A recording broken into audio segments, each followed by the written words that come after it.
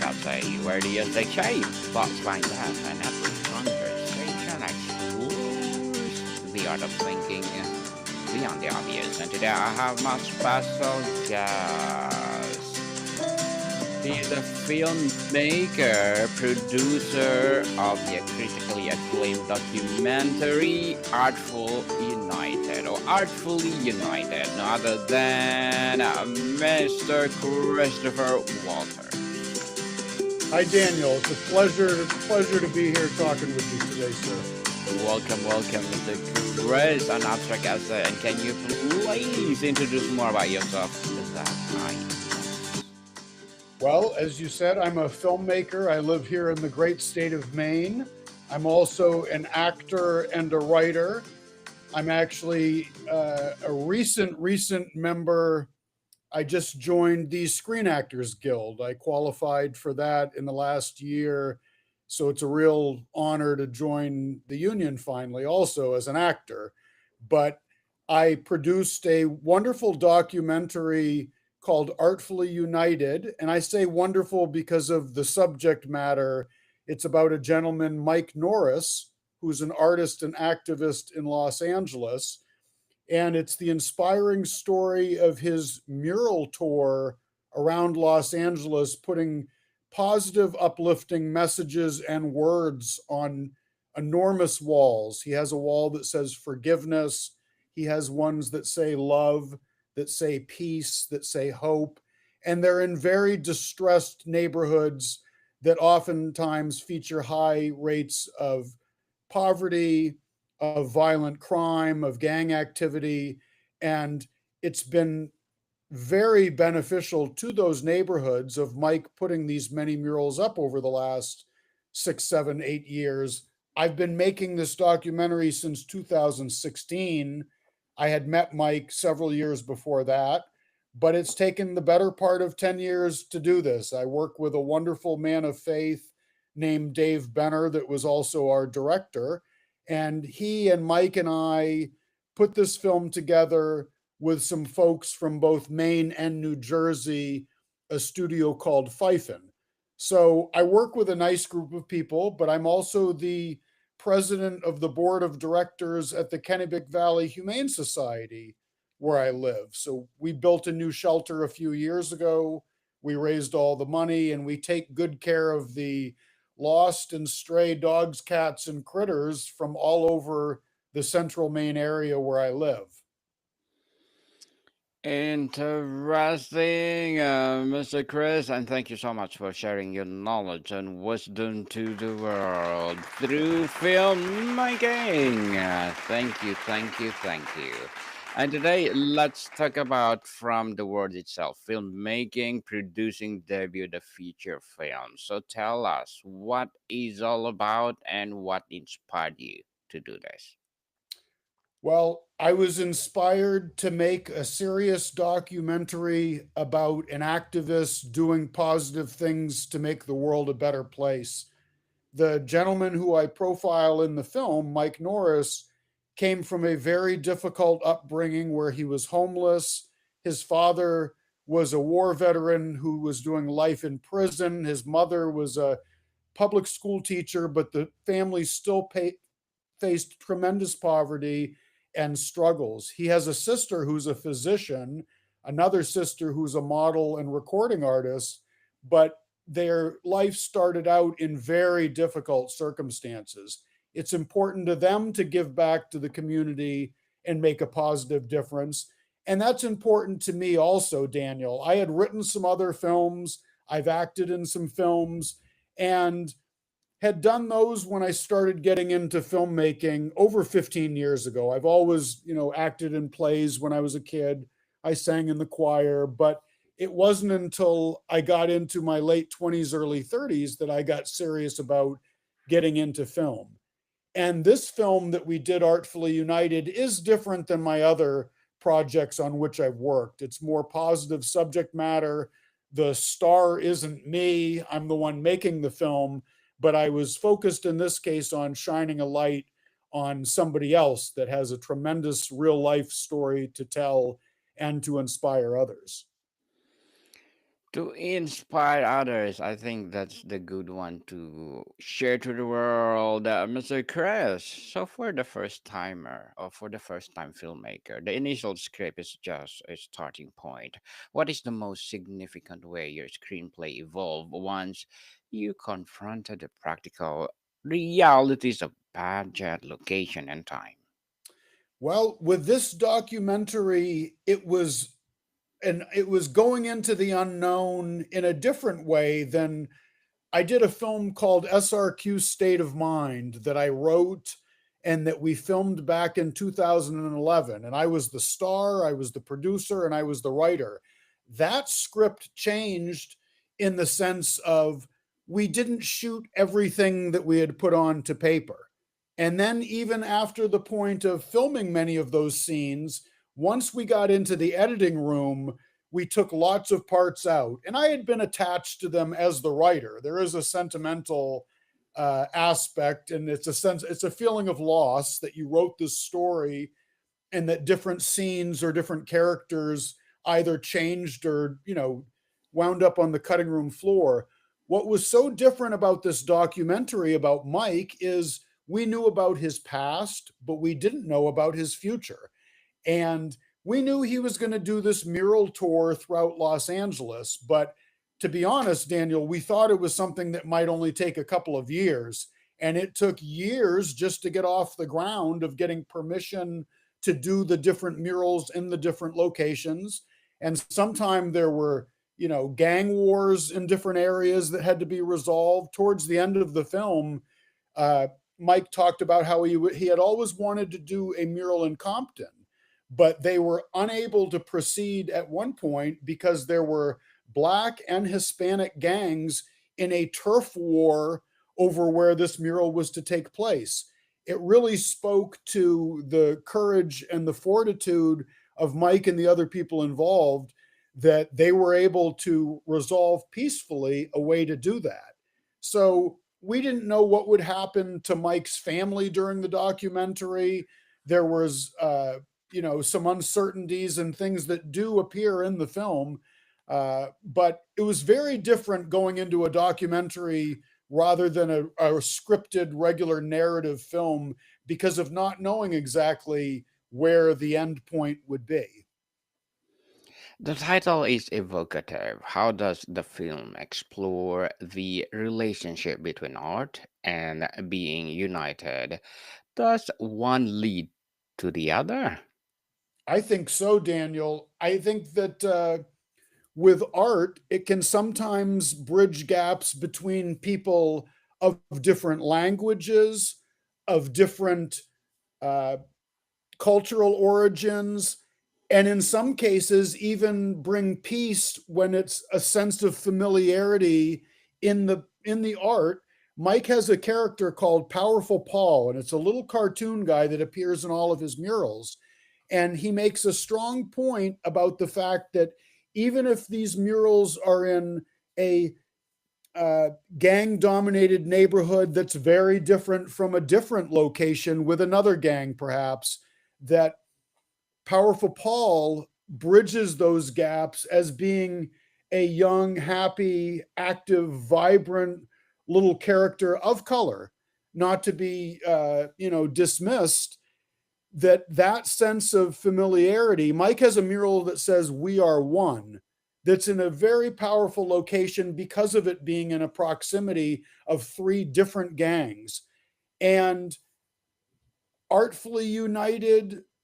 Sometimes that's an easier thing to happen than racially united or culturally united or geographically united, but it's a starting point. So it was our job as filmmakers to shine a light on a person who really is acting as a candle in the darkness in these communities where he lives, that oftentimes can be very dark places, literally and figuratively speaking. Definitely. And Mr. Chris, let's talk about the central argument. If you had to distill the film's core message to in a single sentence, what would it be? Never give up.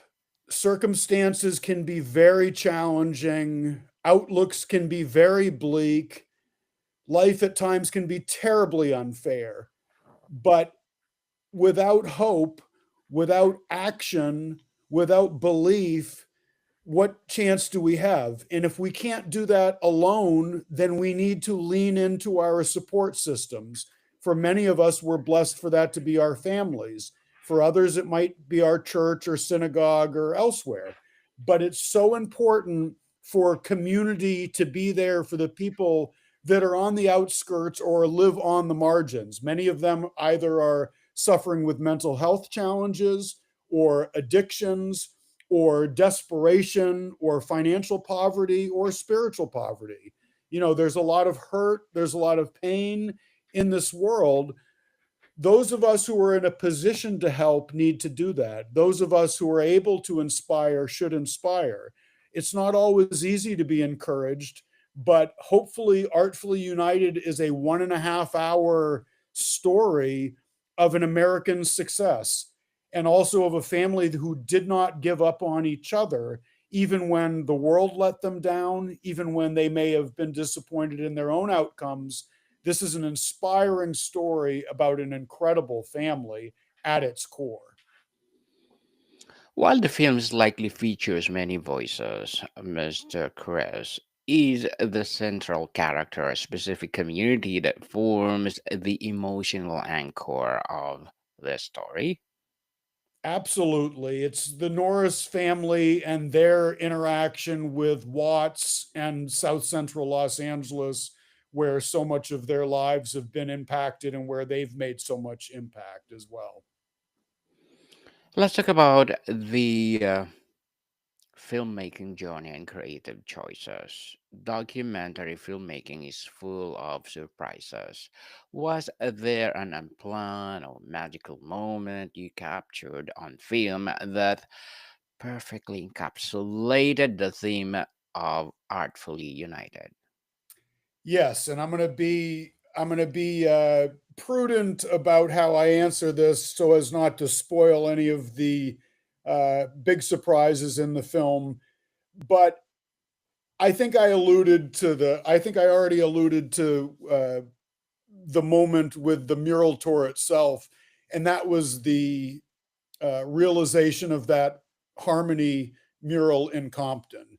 I mean, that's an amazing testament to Mike Norris, to Jason Murray, to California Ceasefire Committee, to Ben Taco Owens, Skip Townsend, all the people that look to bring peace to that area. That was no small accomplishment. The fact that that mural was created and went up where it did, uh, that for me is the point of joy in the film from the mural standpoint. Now, there were also points in the film uh, that we never could have anticipated with Mike's personal story and his family.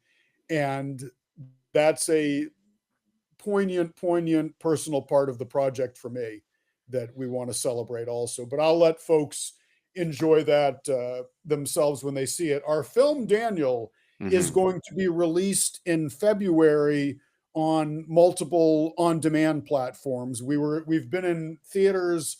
We premiered out in Los Angeles last month after going to many film festivals. We actually made our market debut with a screening during the Cannes Film Festival in France this past spring, but then publicly premiered it at the Greenpoint Film Festival in Brooklyn, New York. And we also had the joy of going to Fayetteville Film Festival in Arkansas and the Vacation Land Film Festival in Biddeford, Maine, where we were honored to receive 2 awards, including the Audience Award. Congratulations, Thank you, Mr. sir. Chris. Looking forward for more success. How did you and your team approach the cinematography and editing to visually represent the idea of unity? Did you use specific techniques to make the art and the human connections to feel intertwined? Yes, that's an excellent question. We did the best job we could with recording high quality footage. Although funny enough, in many cases, I took videos with my cell phone that were so high quality, or at least they were such significant pieces of footage that they wound up being used in the film to great effect. I feel we did the best job we could with recording sound. That would Mm-hmm. be the technical advice I would give anybody embarking on films, documentary or otherwise, especially starting out, is record the best sound that you can. And then I was very fortunate to meet a lady named Molly Connors, who's the chair of the State Film Commission here in Maine, on which I'm the vice chair. And I was so impressed with her, I found out that she had a post production facility in New Jersey, the Fifen Post Production Studios, who do big time, big time, big time high budget movie finishing. And so I hired them not only to come on board as some post production executive producer partners, but also they did all the sound design. They did all of the color adjustment. It's a wonderful guy named Alde Sanchez who runs the show there with a lot of other talented people. So I invested heavily in post production, in the sound and visual quality to put out the best product that we could. Interesting, Mr. Chris. And let's talk about the sound and unity. The soundtracks and sound design Ooh. are crucial. How did you use music and sound to bridge the different stories and elevate the emotional journey of the film? That's a great question, also. A lot of it's instrumental that we use, Daniel, although the two uh, songs that are most meaningful to me, number one is Mike's sister, Joy Green, who's an incredibly talented young woman, singer, songwriter, guitar player, R&B, soul, rock. She can really, sing and perform music of any kind. She did the song in our end credits that's called Tree. And Joy Green can be found on Spotify and other places where music exists. But she's one of the people featured in the film. Beautiful supermodel of a young woman that did that professionally for a decade and a half or more. But the other special song that worked so well because of the hip hop element of this film and of its subjects was I licensed one of my all time favorite A Tribe Called Quest songs award tour, and that appears, I believe, an hour and 17 minutes into the film. Uh, and it's a really special moment when you hear those opening horns from that song uh, as you're seeing some of Mike's activism and artwork appear on the screen. So the music is important because it's so connected to the tone and how people receive the film emotionally that there's no way to separate what we were able to do. We worked with wonderful music supervisors as well as Dave Benner, our director. He found a lot of the instrumental music along the way. I always had the ultimate, say on if we were going to use it, lose it, or look for something else and go in a different direction. But Dave has a background studying music also, and so we worked really well together of coming up with stuff that would be uh, effective and have the right emotional impact. Mr. Chris, as a filmmaker and producer, what are your short term and long term goals?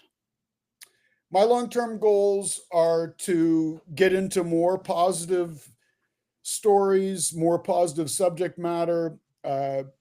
In my own community, it's important to be a leader and to do what we can for the folks that need the most help. One of the other things with which I'm very involved and have been for years is I'm a member of Faith Christian Church in Gardner, and I'm a longtime volunteer of the Faith Food Pantry. I'm actually going tomorrow morning at 7 a.m. to pick up, a truckload of food that we then bring back to the food pantry and disperse into the walk-in coolers and walk-in freezers, and we go through all of the fresh, produce ourselves. And we're trying to help families in our community who are not all the way out on the street homeless, but are still struggling with food insecurity.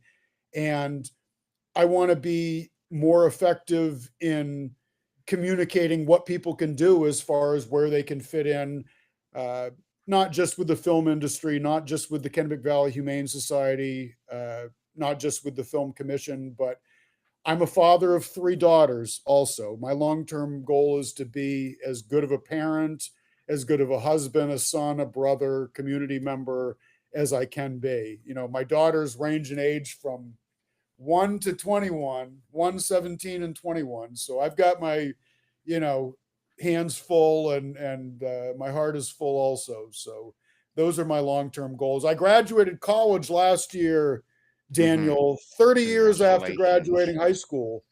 And Mm-hmm. it took, you know, persistence and flunking out a number of different times, to be honest. I you know, had challenges along the way, whether it was my own uh, personal struggles or not. But I would like to get into graduate school. And what I do for graduate school is really going to be informed largely on uh, how I can help and how I can, you know, make our community and our world a better place. So whether that's going into behavioral science or economics or communications or, you know, history or teaching or otherwise, it's important for me to continue to be creative and have that outlet, whether it's acting, filmmaking, or writing, but also how I can fit in as a community leader. That's really, you know, where I'm at at this point. I appreciate you talking to me so much Mm-hmm. and No getting the worries. chance to meet you. And uh, Vancouver, I was only there for one day when we were flying up to Alaska for a cruise many years ago with my two older daughters and mother. But the people Mm-hmm. were super nice in Vancouver the one day that I was there. I'd like to go back Yes. someday. Definitely, and good luck to your goals. And looking forward for more success, Mr. Chris. More and more films or documentary will rise. And what will be your piece of advice for those people out there who want to be like you? Don't give up.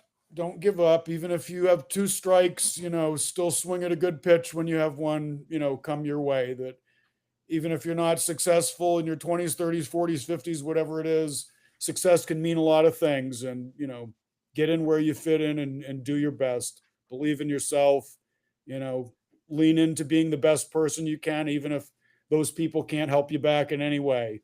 You know, really, you know, do what's right for the right reasons and you'll sleep a lot better and you'll that clean conscience will, you know, do you right. Yes, yes, I thank you for that advice, Mr. Chris. And stop procrastinating, people. If you have the passion in filmmaking, please do share to the world, just like Mr. Chris.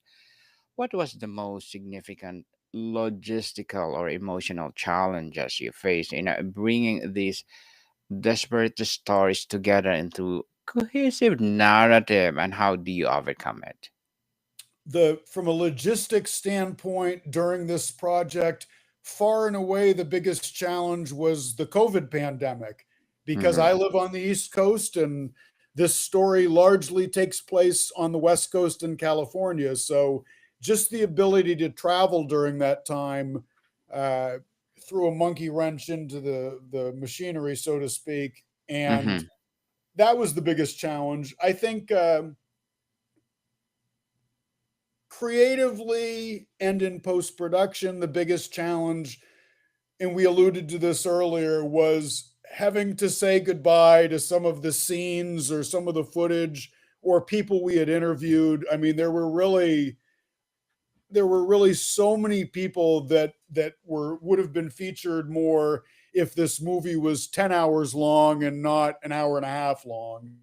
But we made some hard decisions, and so I think it's better for the decisions that we did make, but emotionally or from a sentimental standpoint, you do get attached to earlier versions and cuts of the film. So the editor is your best friend, but at times it can feel like it's a dose of tough love. Yes, definitely. Art of Love for sure. So, Mr. Chris, is Artfully United call to action? If so, what specific action it hopes to inspire? Is it about supporting a local art, building a bridges in our community, or something more personal? I think it's all of the above, Daniel, and if it's any more personal and specific to this film, it's that folks that want to support Mike Norris and what he's doing, his organization is called Artfully United as well. And it's a 501c nonprofit. I don't know if I'm butchering the exact letters, but it's something to which folks that want to help are able to make contributions directly to that. And he's not only painting murals on walls, but he does so in hospitals and schools and community centers. And he goes in and speaks to students, and he works with a wonderful organization called Compton Youth Build. And Mike even took, dozens of high risk, you would call them, teenagers who have already been in trouble in many cases with the criminal justice system. And he shows them the life transforming and uplifting power of art. So Mike is a teacher as well as an artist, and many would even say a pastor. And so folks can help directly with that. But I would encourage people, wherever you do live, it's a lot of the same struggles, whether it's food insecurity or young men and women that don't have a father or mother in the house, or that don't have one that's able to be active. So the Boys and Girls Clubs are wonderful organizations. The United Way, the Humane Societies do tremendous work in our community. I would just encourage people that if you don't have money, maybe you have time. If you don't have time or money, maybe you have a personal story that can be an impact on somebody else. But we all need to get in where we fit in and do what we can towards making positive change. Mr. Chris, if you had to choose one scene or sequence that you feels its absolute essence of Artfully United, which would it be and why? I think early in the film, within the first 5-10 minutes, Mike Norris is talking about climbing up on these ladders and being fairly high up, painting, and about there can be wind, there can be honking car horns. And he talks about really having to, focus on the art, focus on what he's doing, because if he was looking down or looking around, getting flustered by things, he would fall. And he says in the film, then as the scene ends, he says at that point, it's in God's hands. But if he's focused on the artwork, if he's focused on the message, that he's less likely to succumb to the heights, the distractions, the disruptions, the wind, the movement, otherwise.